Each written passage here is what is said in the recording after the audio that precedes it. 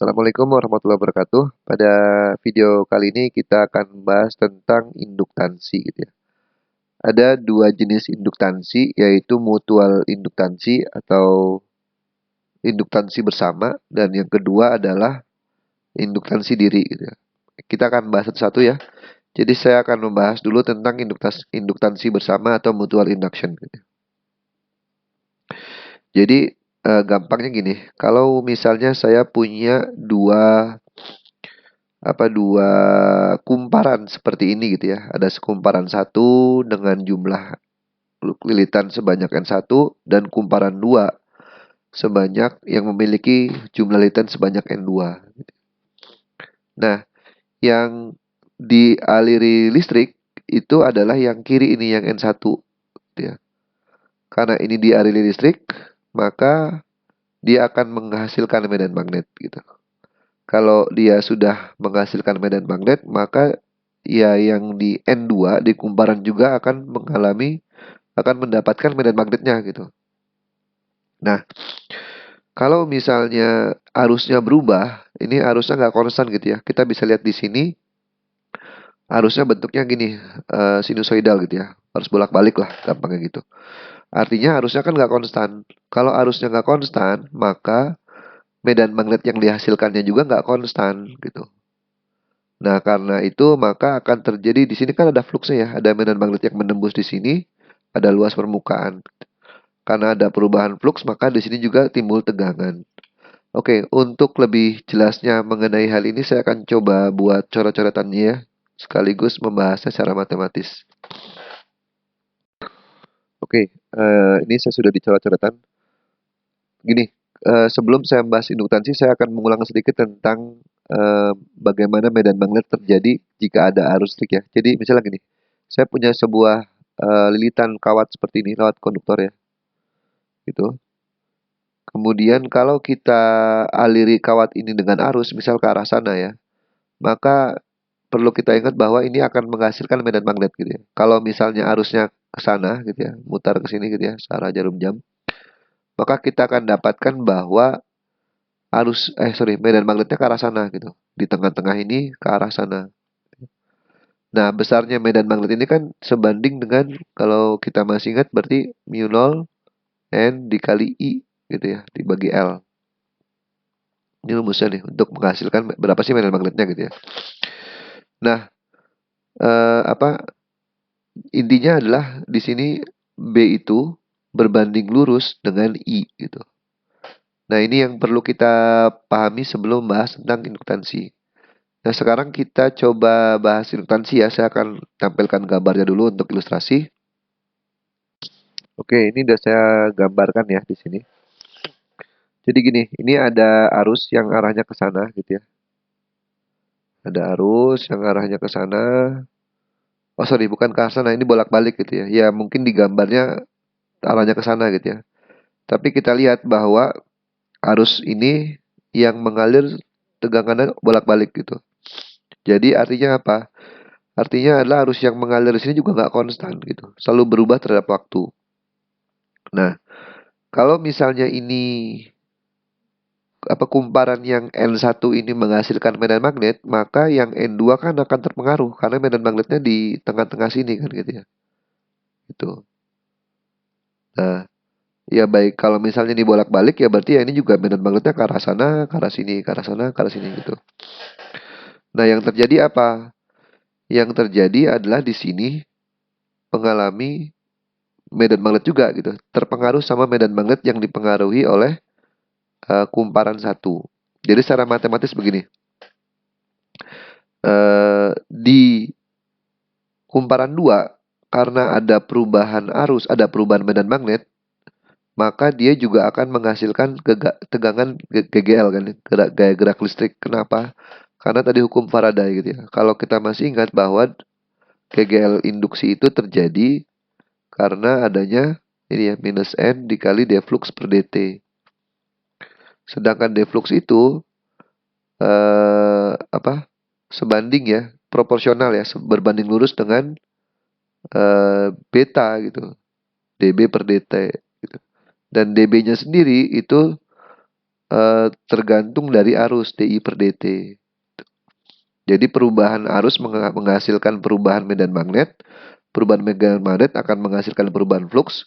Perubahan flux akan menghasilkan tegangan GGL. Nah, jadi bisa kita tuliskan bahwa seperti ini. D flux per dt itu berbanding lurus dengan dI per dt. Oke, maksudnya untuk kasus ini, untuk kasus yang saya gambarkan di sini, saya bisa tuliskan gini. D flux per dt ini flux yang mana gitu? Flux yang diterima oleh kumparan 2 oleh magnet yang dihasilkan kumparan 1. Jadi saya bisa tuliskan adalah D flux di 2 karena kumparan 1 gitu. Nah, di sini seberbanding lurus dengan apa? Dengan DI1 gitu. Karena I1-nya ini kan berubah-berubah kan gitu ya. Nah, jadi bisa kita tuliskan seperti ini berbanding lurus ya, belum sama dengan nih gitu. Nah, besarnya tegangan GGL di 2 ini itu kan sebanding juga dengan sebanding juga dengan besarnya banyaknya kumparan. Jadi bisa tuliskan gini kan, N2. Nah, biar ini sama dengan, jadi kita nggak tahu nih ini konstanta apa awalnya gitu ya. Jadi N2 dikali D flux per dt itu kan berbanding lurus dengan dI per dt gitu ya. Nah, maka kita definisikan bahwa untuk ini biar sama dengan, maka bisa tuliskan begini, N2 D flux per dt sama dengan sebuah konstanta namanya M atau mutual induction dikali dengan dI1 per dt gitu. Nah, M-nya di sini maksudnya apa? Ini 21 ya. 21 ini juga sama M21 dI1 per dt gitu. Nah, kita juga bisa temukan bahwa dengan cara yang sama, bahwa kalau misal dibalik gitu ya, ini yang menghasilkan ini yang dialiri listrik, arus listrik, kemudian ini terjadi tegangan GGL gitu ya. Maka kita akan mendapatkan bahwa M21 itu sama dengan M12 itu sama dengan M aja, kita buat gampangnya gitu. Oke, karena kita tahu bahwa ini ya, GGL induksi di 2 ya, GGL induksi di 2 itu sama dengan berarti minus N2 D flux 21 per dt. Ini maka ini sama dengan, bisa saya tuliskan juga bahwa ini minus M dikali DI1 per dt. Nah, ini yang M ini yang dinamakan dengan mutual induksi. Induktansi bersama.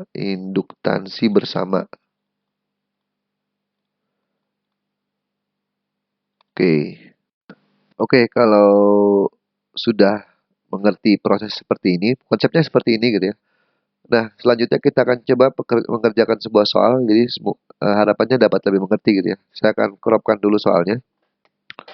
Oke, ini soalnya 2 buah kumparan dengan masing-masing jumlah lilitan.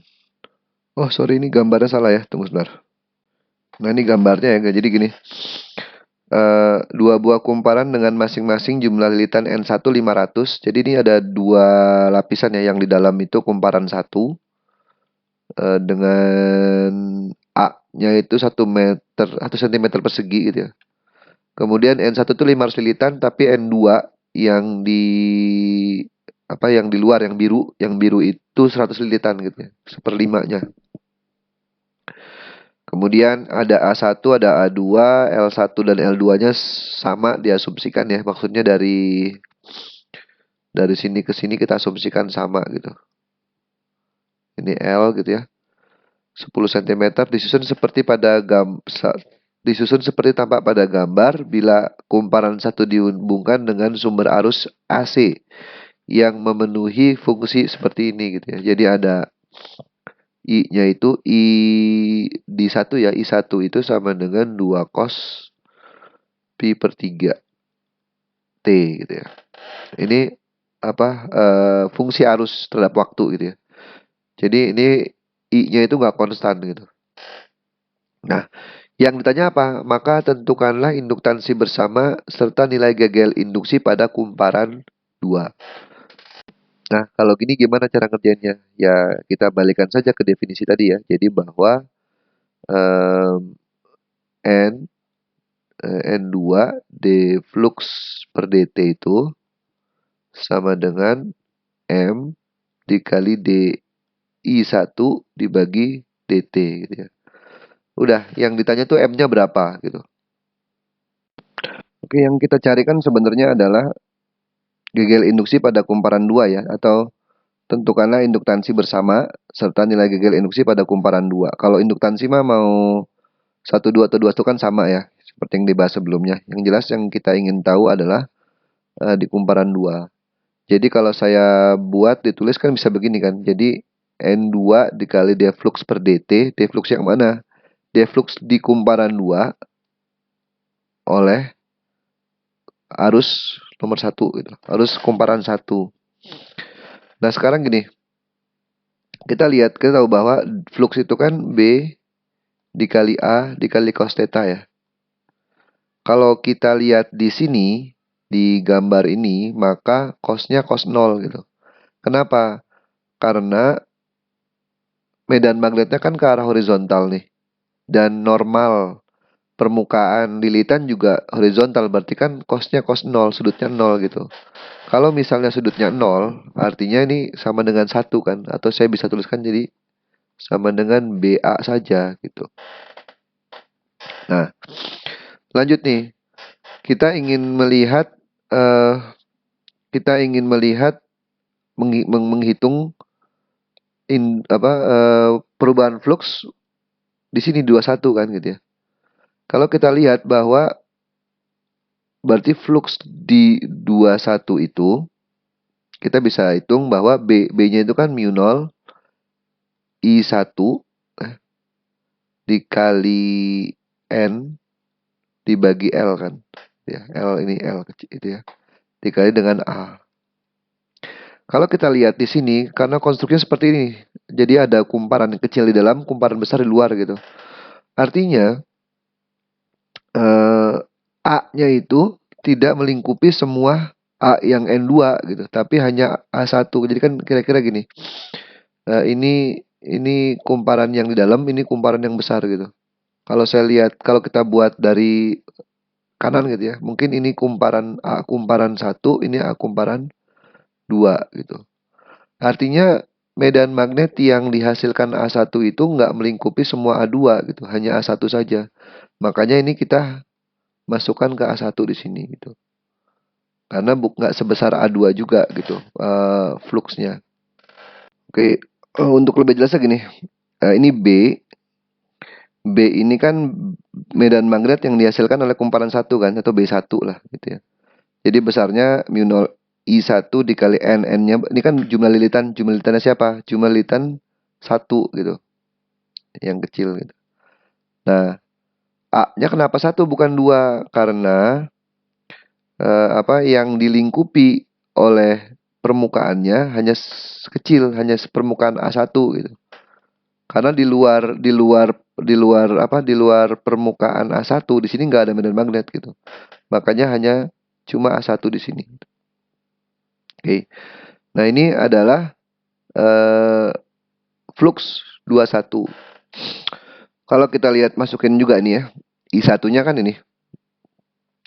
Bila kumparan 1 dihubungkan dengan sumber arus yang memenuhi fungsi ini. Ini kan I1 kan berarti ya. Berarti kalau bisa saya lengkapi gitu ya. Ini I21 maka mu 0 I1-nya berapa? 2 cos pi per 3T gitu ya. Dikali N1 per L dikali A1. Nah, ini deflux per dt. Ini nanti kita pakai ya. Deflux. Ini flux saja, flux 21 nih. Flux 21. Oke. Nah, sekarang ini sebenarnya kan tujuannya kita mencari M kan. Kalau saya tuliskan berarti gini. M itu sama dengan N2 D flux 21 per dt dibagi DI per dt kan gitu ya. DI per dt. Nah, kita sekarang tinggal cari tahu nih D flux per dt berapa, DI per dt berapa gitu. Jadi kalau misalnya saya hitung di sini ya, D flux per dt ya. Oke, jadi di sini ada deflux per dt di sini ada dI per dt. Kita hitung satu-satu aja nih. Kalau misalnya saya mau menghitung deflux 21 per dt ya. Berarti kan turunannya ini, gitu ya. Berarti turunannya ini adalah kalau kita turunkan ini konstan, kebanyakan konstan kan. Jadi kalau saya tuliskan begini bisa kan? Mu 0, 2, N1, A1 per L, gitu ya. Kemudian berarti yang tidak konstan adalah ini ya, D cos pi per 3 T per dt gitu ya. Nah, berarti kalau kita hitung gampang nih. Mu 0, 2, N1, A1 per L. Ini turunannya adalah cos pi per 3 T. Berarti minus sin pi per 3 T dikali pi per 3 ya. Jadi saya masukin ke sini aja ya, pi per 3. Coba tulis dulu aja ya, pi per 3. Berarti kalau saya tulis agak lengkapnya berarti ini 2, berarti 2 pi per 3 mu 0 Ni A1 per L minus di sini ya, karena ini minus sin pi per 3 T. Nah, ini masih baru deflux 21 per dt. Ini deflux 21 per dt. Tapi kita juga harus ngitung ini kan, DI per dt. Nah, DI per dt-nya gimana? Ya, kita hitung juga gitu. Sini ya. Saya pindah ke sini berarti DI per dt. DI-nya siapa? DI 1 kan, gitu ya. Berarti turunan dari, ya saya tulis saja, D dikali ini nih, 2 cos pi per 3 T. Berarti 2 cos pi per 3 T dt. Gitu. Nah, ini gampang kan, ini minus sin pi per 3 T, ini 2 ya, berarti ada 2.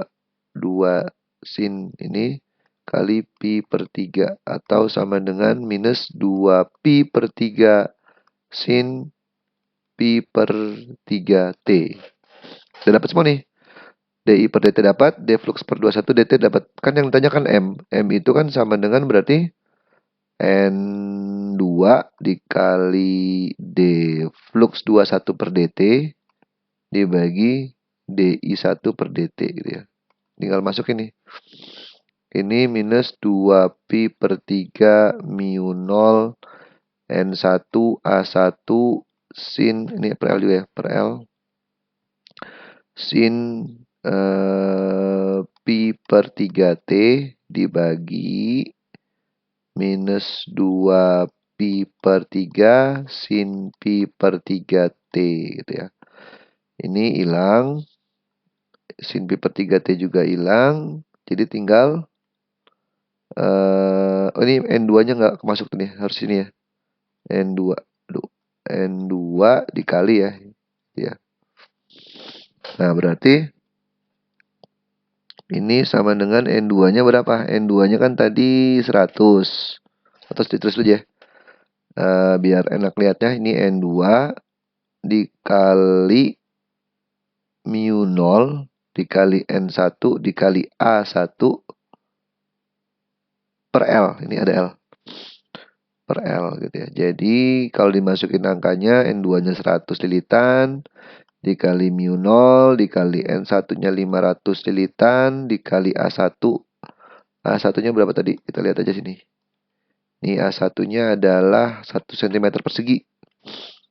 Berarti kan 1 kali 10 pangkat minus 4 dibagi L. L-nya berapa?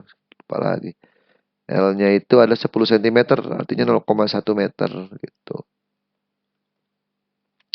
Udah, ini hilang ya, sama ini hilang, berarti ini 5 mu 0 dibagi 0,1 berarti sama dengan 50 mu 0. Ya, gitu. Nah, ini baru induktansi bersamanya gitu. Nah, sekarang pertanyaan keduanya kan ini tentukanlah induktansi bersama udah. GGL induksi pada kumparan 2 pada saat T sama dengan 2 second. Ya udah. Jadi kita tahu bahwa GGL di 2 itu kan minus mutual induction dikali dengan DI1 per DT gitu ya. Berarti ini minus 50 mu 0 dikali DI1 per DT. Tadi kita pakai aja yang tadi, yang di sini. Ini ya. Minus 2 per 3. Minus 2 pi per 3 sin pi per 3T gitu ya. Berarti sama dengan, ini konstanta semuanya, jadi tinggal ini doang sih. Jadi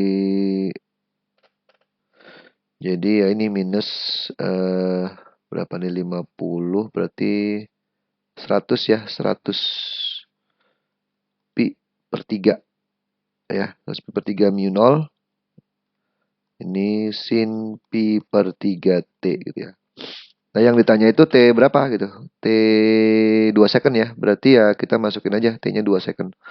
Berarti GGL di 2 pada saat 2 second sama dengan 100 pi per 3 mu 0 dikali sin pi per 3 dikali 2 gitu ya. Berarti 100 pi per 3 mu 0 dikali sin 2 per 3 pi gitu. 2, ini satu lagi ya, 100 pi per 3 mu 0 sin 2 per 3 pi berapa? Sin 2 per 3 pi kan ya setengah akar 3 gitu ya. Kalau misalnya kita hitung berarti ini bisa coret 50 per 3 akar 3 mu 0 volts ya. Itu. Bener nggak? Ada yang kurang nggak? Oh, ada kurang pi ya. Jadi 50 pi. Aduh, ditulis yang benar deh, kurang ya. Jadi 50 pi per 3 ini mu akar 3 mu 0 volt gitu. Oke, ini ya pembahasan mengenai induktansi bersama ya. Jadi kira-kira gitu. Semoga dapat konsepnya. Kurang lebihnya mohon maaf. Assalamualaikum warahmatullahi wabarakatuh.